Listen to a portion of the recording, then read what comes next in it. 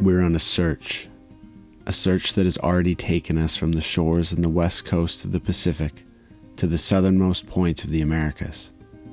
This search is indeed a global one, and it continues here on Vancouver Island. We're on the hunt for the most exciting, scenic, and challenging off-road routes, for the best camp spots, and the greatest stories of adventure. The many elements that make up these pillars will be discovered along the way. We're on the west coast of Canada, and this is Toyota World Runners.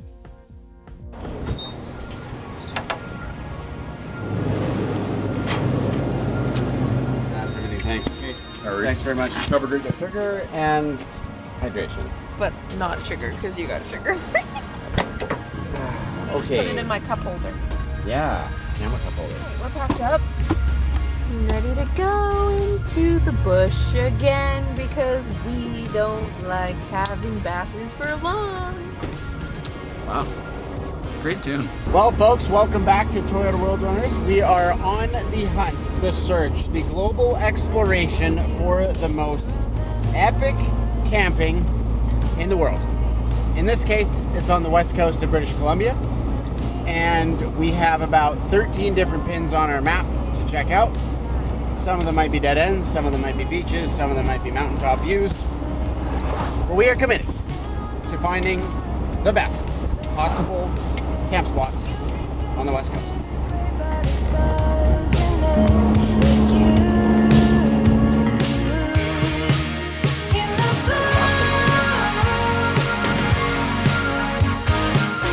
Well, for anyone that doesn't know, this is what it's like off-roading on Vancouver Island. You try to go to a place, and they dig a trench. We used to drive across this bridge to access some remote backroad routes and camping. Sadly, that's not possible now. I guess the foresters caught on to how derelict this bridge is. But we've got other plans. Thankfully.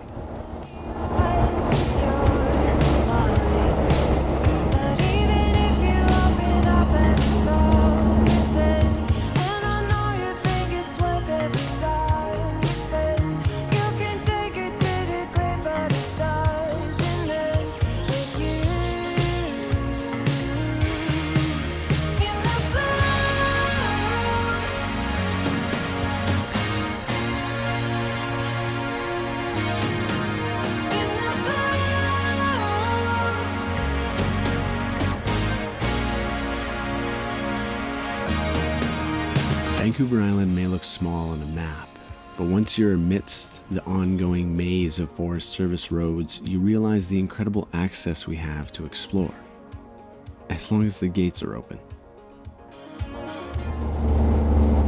Welcome to the remote town of Gold River. It's not that remote, but it's remote enough where the gas is much more expensive. We're with Jason, the owner of Westcan Overland. And our after-hours beers in the shed is us spending hours on Google Earth scouting for places we think no one has ever been to. Let's see how well we did for our first camp of the trip.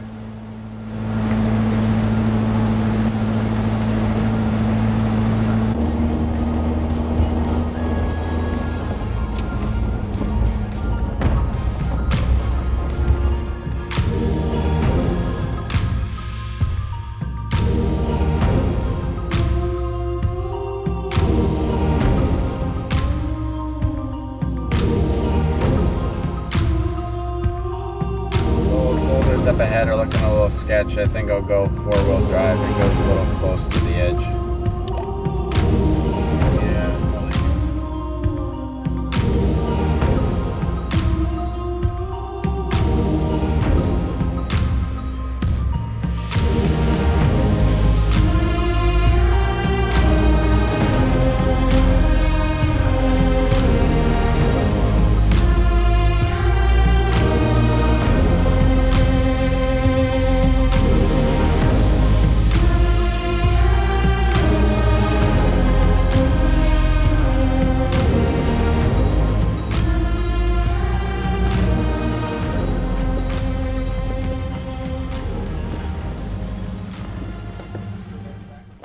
Okay, so yeah, there's Cujo poop. Hershey's squirts.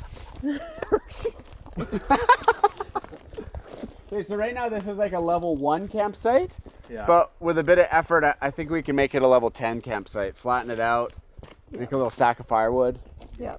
The view's gonna be nuts. Okay, here's the before.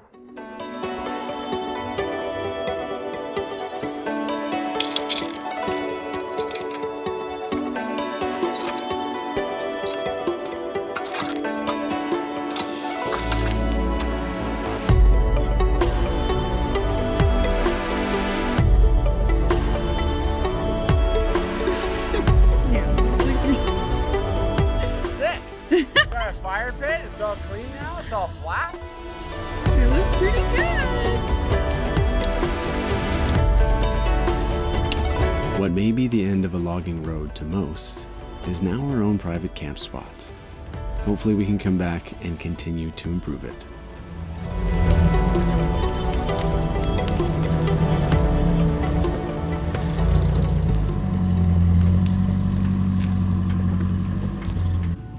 You're good. You're good. And right there.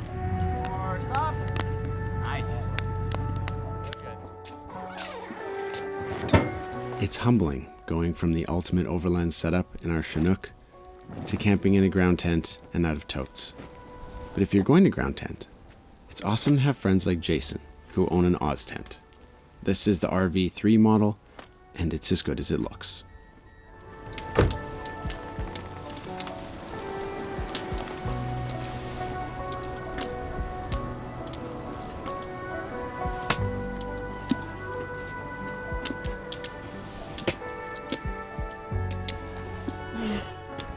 Well, certainly you're gonna hear me snore, but He's done some pretty unique things with his camp setup, and it's easy to be envious.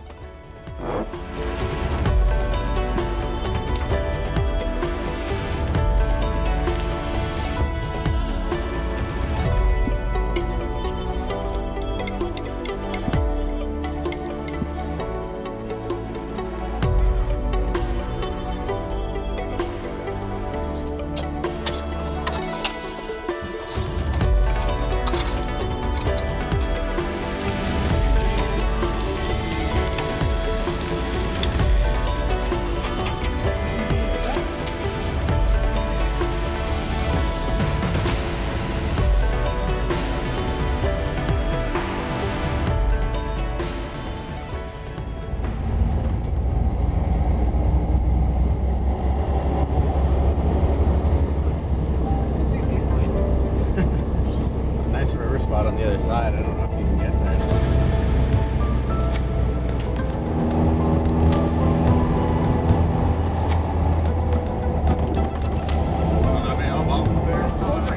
Today, we have a very unique opportunity, continuing the search for the most beautiful, epic, remote, best stories on the West Coast. But it doesn't involve the truck. we're gonna be tied up for 3 hours in front of the In 1778, Captain James Cook became the first European to set foot on what would become British Columbia. We're venturing out in the ocean on the Uchuk 3, a recommissioned minesweeper from World War II. Our heading is Yuquot, also known as Friendly Cove on Nootka Island. Its name means where the wind blows in all directions.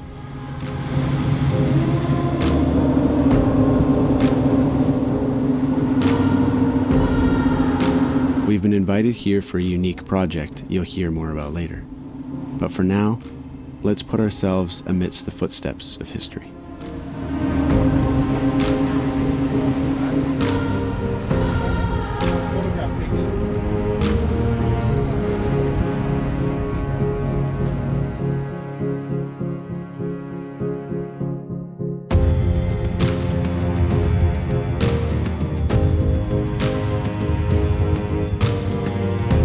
A place of many firsts. First European contact. First beer brewed in BC. First European inhabitants. First ship built. First visit by a European woman. First European settlement. First gardens. and all at or near British Columbia's first National Historic Site, established in 1923. As you might expect, the Indigenous history predates this by many thousands of years. One day isn't enough to soak it in, but it's a start. Okay, that's what I'm giving you.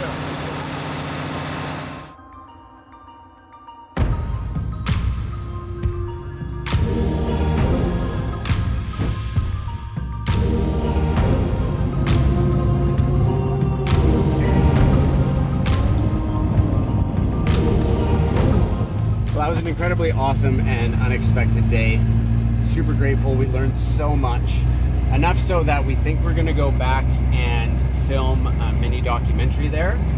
If you guys might be interested on the history of Friendly Cove and more stuff on the First Nations bands over there, drop a comment and let us know if that's something you want to see.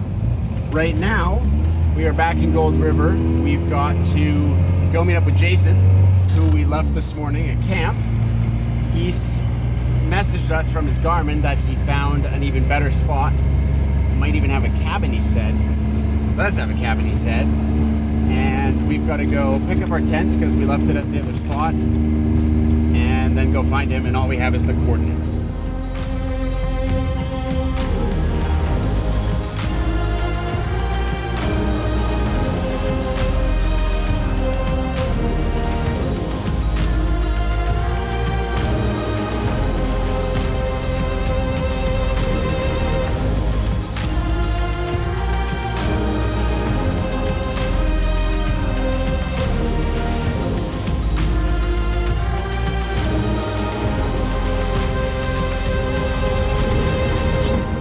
Guy?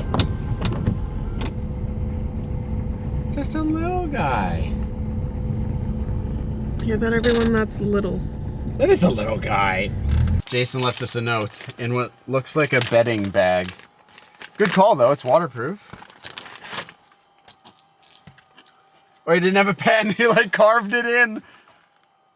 Go to 40. Nice. Okay. He gave us the directions.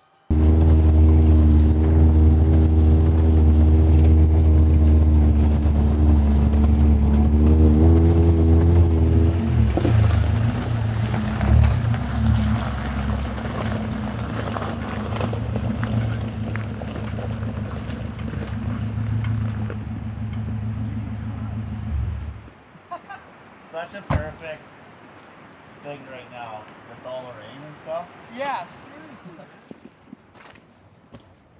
seriously. What the heck? This is so cool. So rad. This is exactly what we need right now. Yeah, no kidding.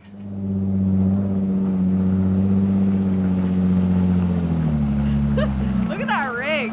Friggin' unit.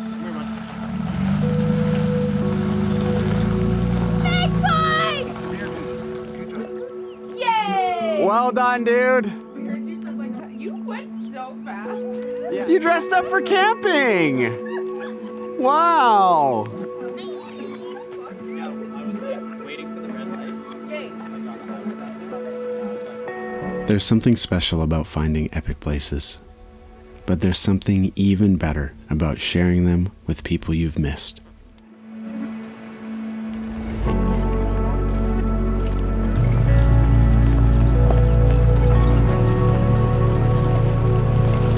In the search for solitude, the journey to the most remote, drivable camp unfolds.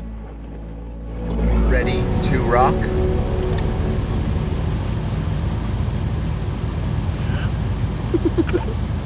Well, that's why I can't hear you, Jay. Your mic's like 10 feet away from you. All right, let's roll.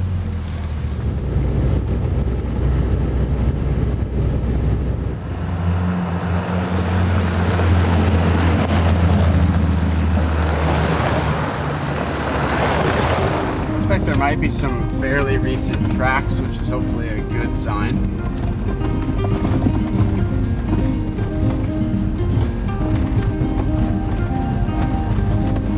And then nobody replies. Yeah, it's Nobody likes us. In a world where it feels like every stone has been turned over, every inch felt by man, why not go see for yourself? 100 years from now, there will still be parts of this earth unexplored.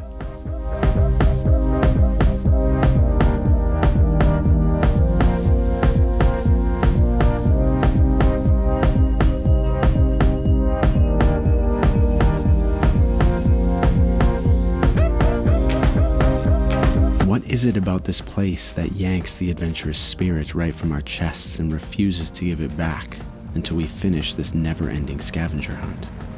Vancouver Island is the jigsaw puzzle that you'll never find the last piece of.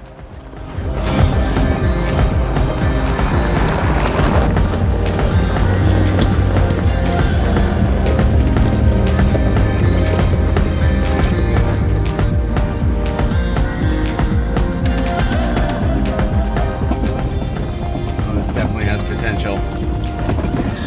And there's some big trees out here.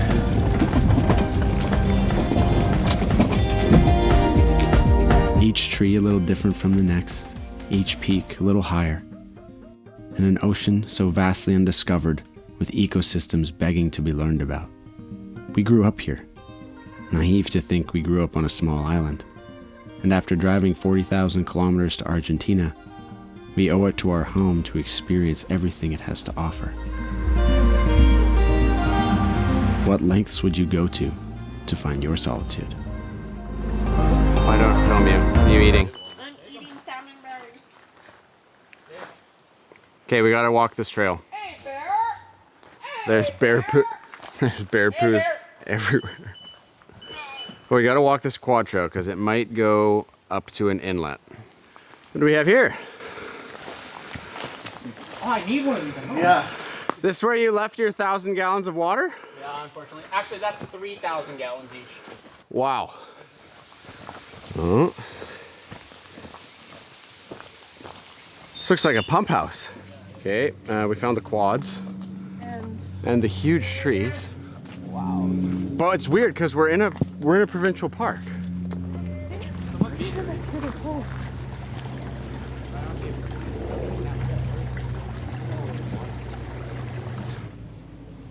Well, we're certainly not the first ones here.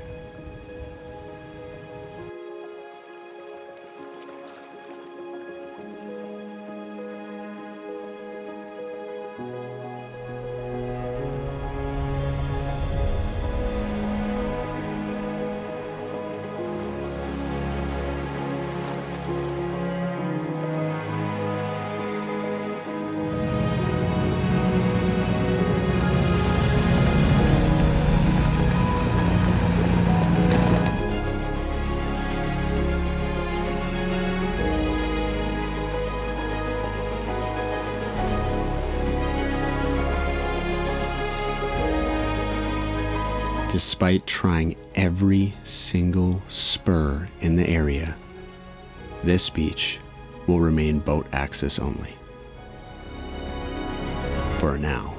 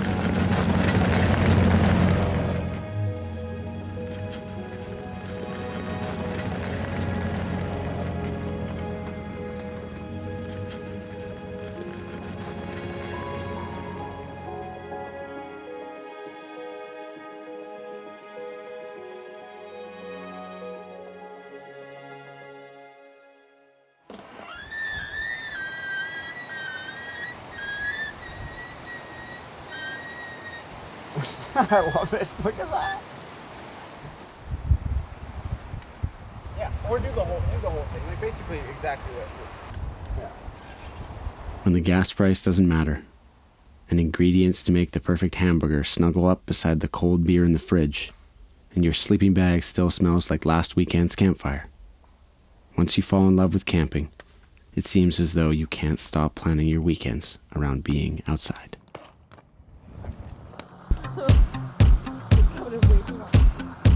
Ahoy! Pirates! Yeah.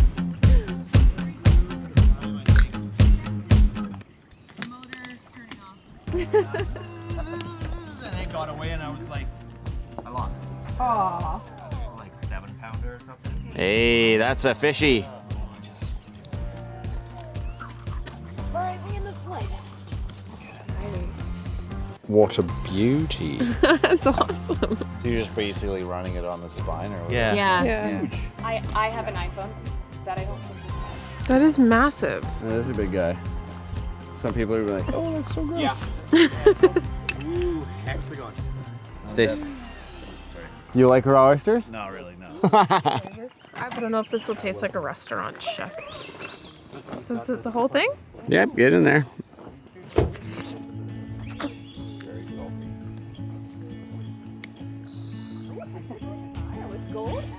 So good. Really? No way. It's like an oyster. Well, I would hope so. I wish I got more. Yeah, that was really We got one more. Well, there's a bunch. Once it's low tide again, we can get more. good. Dang, that was actually really good.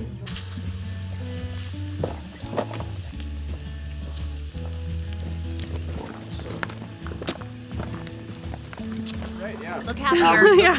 Yeah. Let's go cook the fish. I put the salt on. And the garlic. And the garlic. Oh my god. That's so good. PWR reviews. It was really good. Yeah, look at that unit behind you. Wow. What a rig. When your friends pull up on a boat with a Chinook they caught only moments prior, and you can eat fresh oysters off the beach in front of your camp, you know it doesn't get much more West Coast than that.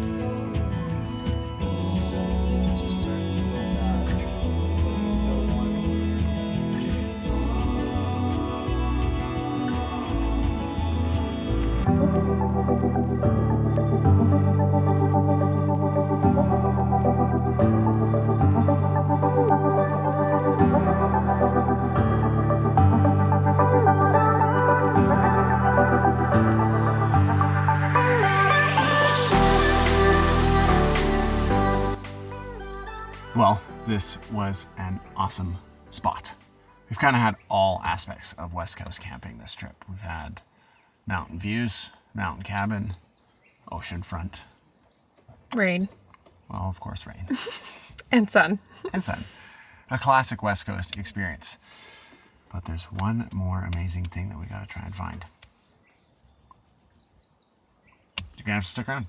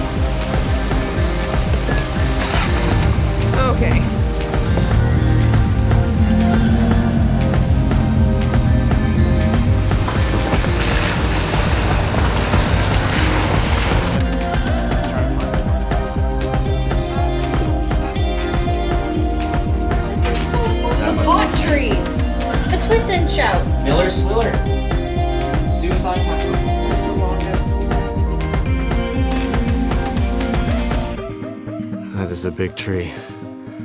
Not as big as this one. Dude. Wow. Not in one. Well, that's one of the entrances to the largest cave system in British Columbia. But we're pretty sure this one's called Suicide Passage. And it kind of looks like it. Strawberry lemonade. That was it. It's so cool.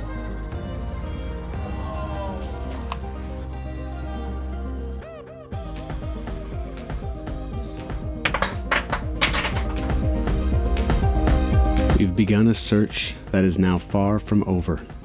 We discovered new places and confirmed that we're on the right track to finding something legendary. Join us next time. Hit that like button and subscribe if you're not already.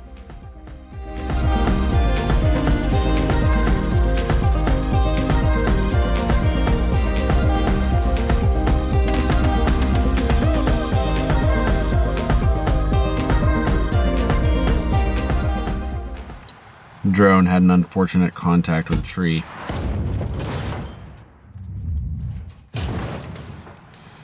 And after this thing made it through 17 countries, not willing to let it die. So I gotta try and remove the gimbal, because somehow this little piece popped out.